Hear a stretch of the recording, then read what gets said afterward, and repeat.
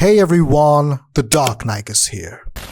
कानपुर के रईस बंसल घराने में यके बाद दीगर कत्ल होते हैं। उसकी तफ्तीश इंस्पेक्टर जतिल यादव के जिम्मे होती है। शुरू में केस ओपन एंड शट लगता है, मगर किसी वजह से बहुत कॉम्प्लिकेटेड हो जाता है। 5 साल बाद रात अकेली है का सीक्वल आया है, with Nawazuddin Siddiqui returning to a new murder mystery in Raat Akeli Hai the Bansal murders.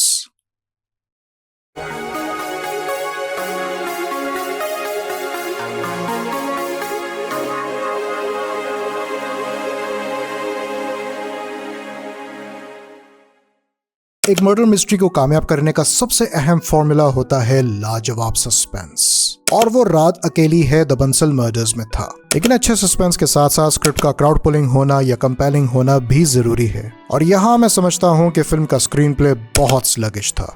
Slow paced, सुस्त रफ्तार, तकरीबन 2.5 घंटे की मर्डर मिस्ट्री है जो सुकून से 2 घंटे के अंदर खत्म हो सकती थी। द बंसल मर्डर में क्रिमिनल मिनट्स नहीं, कोर्ट रूम मिनट्स नहीं, बट प्रोसीजरल मिनट्स हैं और बहुत ज्यादा है।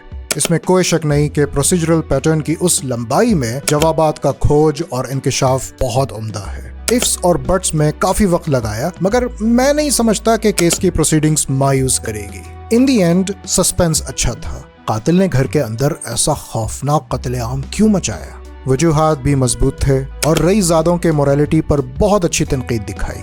रात Akeli Hai the Bansal murders is strongly supported by its talented cast. Dipti Nawal appears bald as a spiritual guru, which is quite unusual for such a highly successful actress.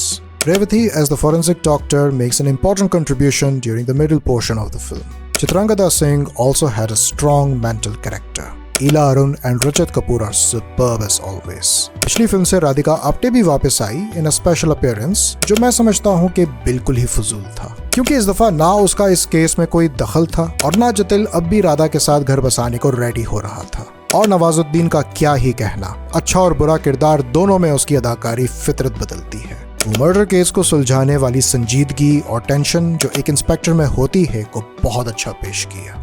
I found the sequel of रात अकेली है to be a faithful follow-up. मेरा बस ये शिकवा है कि the Bansal murders को बहुत खींच दिया। फिल्म को हॉन्टिंग मिस्ट्री बनाने की कोशिश की, मगर भरपूर प्रोसीजरल राइटिंग की वजह से उसकी इंटेंसिटी फेड हो गई। रात Akeli Hai the Bansal murders is a slow burn sequel with a clear possibility of a third installment. I'm Sami Naik.